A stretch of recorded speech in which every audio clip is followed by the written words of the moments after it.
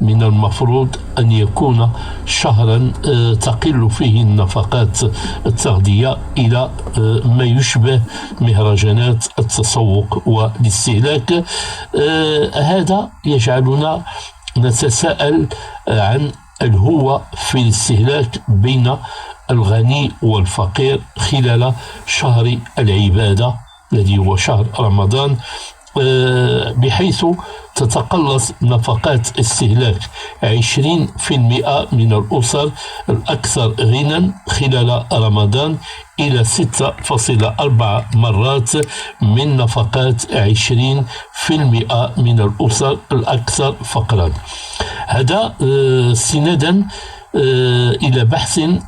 كانت قد أنجزته المديرية أو المندوبية السامية للتخطيط، مع العلم أن الفارق يصل في شهور السنة الأخرى إلى 7.2 مرات، ما يعني أن الأسر الفقيرة ومحدودة الدخل ترفع